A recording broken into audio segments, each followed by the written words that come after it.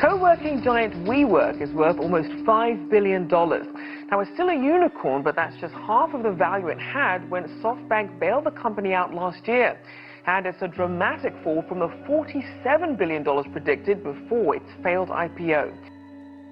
Workspace provider WeWork will lay off around 2,400 employees as part of a restructuring plan created after its failed IPO attempt. In a statement, the company said, as part of our renewed focus on the core WeWork business, and as we have previously shared with employees, the company is making necessary layoffs to create a more efficient organization. Of course, is not a huge surprise, but Adam Neumann, the colorful founder of the company, is stepping down. He's going to be decreasing his voting control of the company. These are all things that some of the investors in WeWork, like SoftBank, had been pushing for.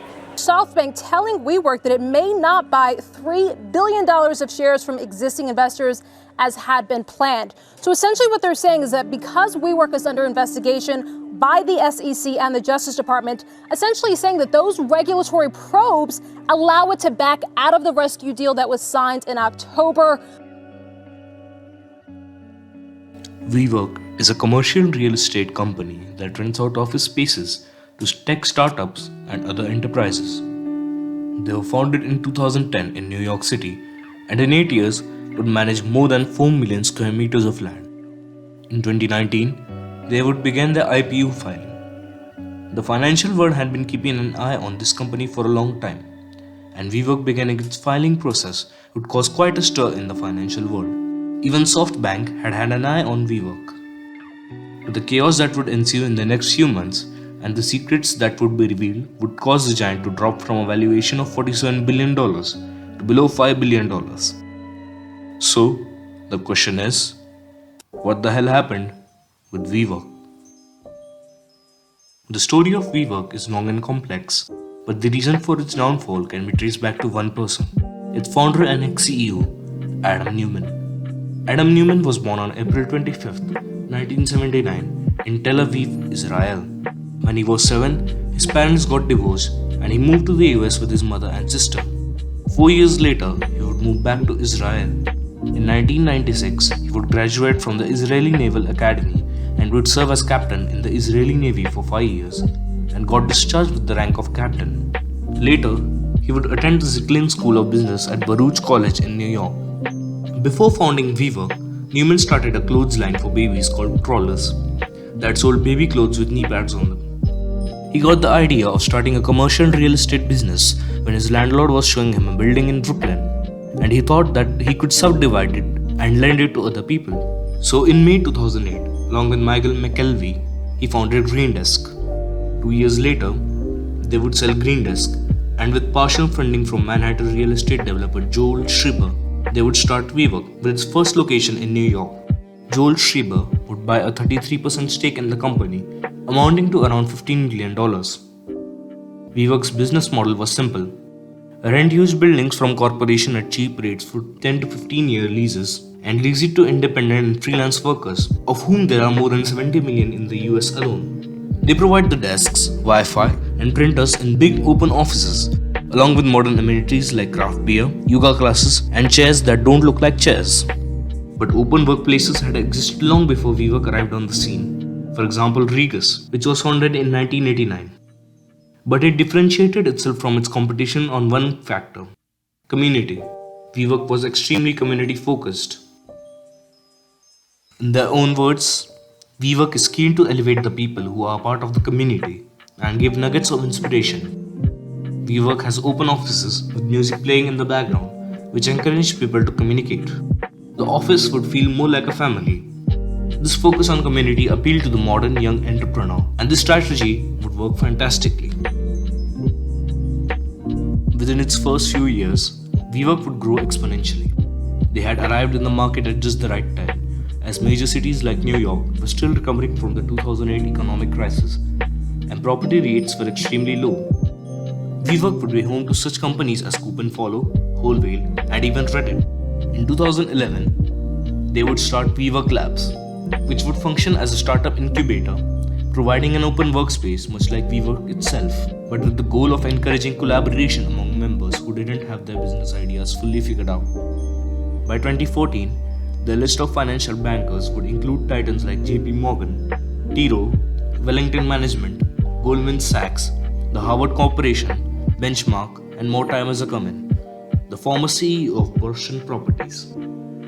By January 2015, WeWork had 51 co-working locations across the US, Europe, and Israel, twice as many as it had at the end of 2014, with plans to expand to reach every continent.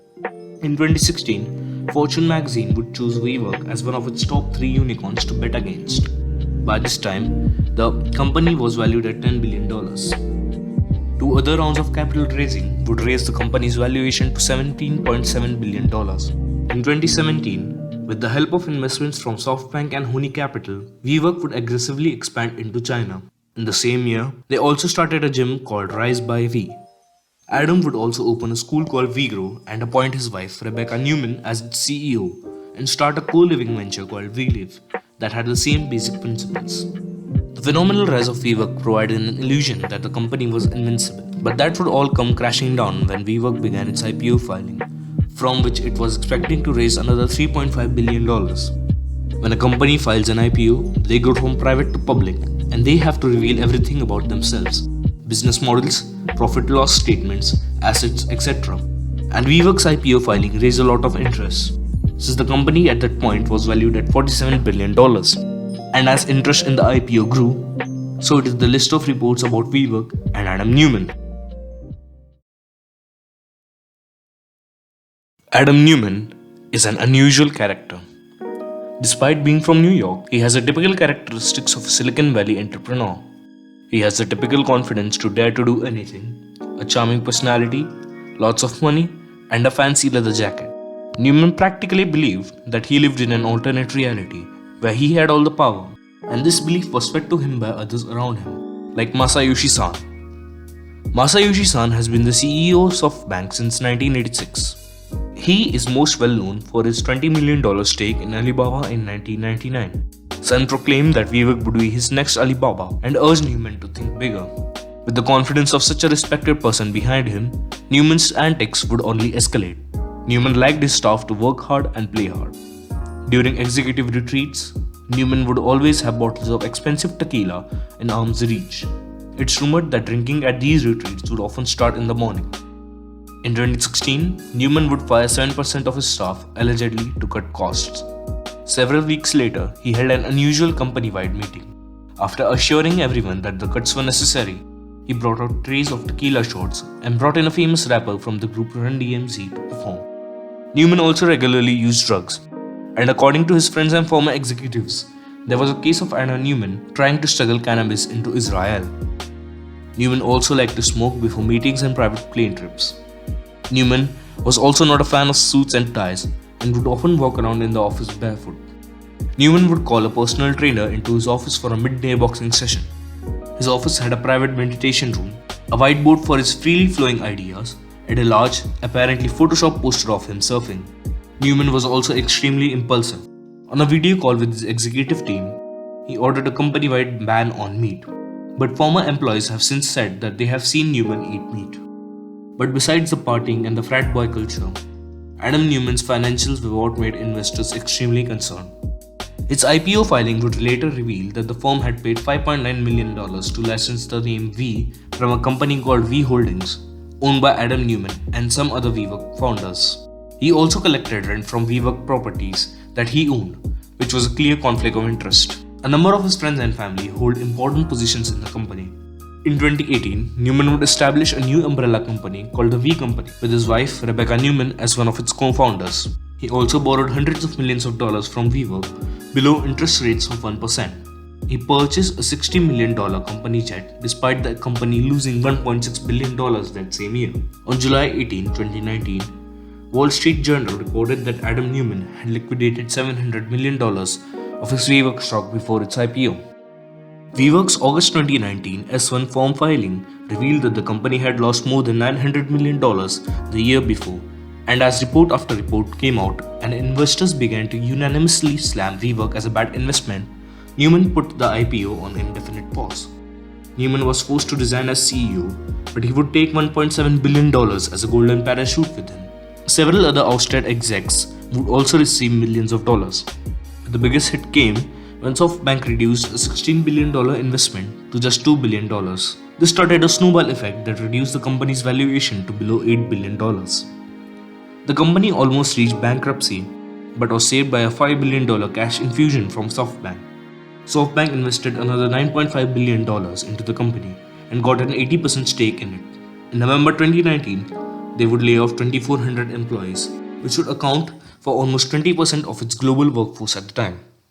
As of now, WeWork's IPO is nowhere to be seen in the near future. On February 18, 2020, Sandeep Mathrani was appointed as the new CEO of WeWork, but its troubles weren't over yet.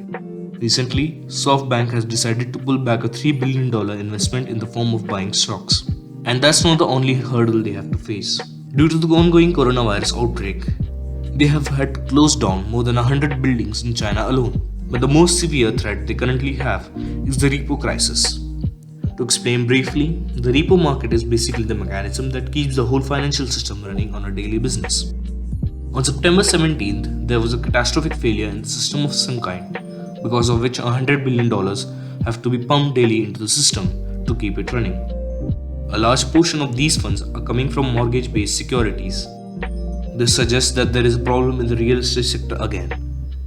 In a span of just 6 weeks, the US Federal Reserve has pumped $6 trillion into Wall Street.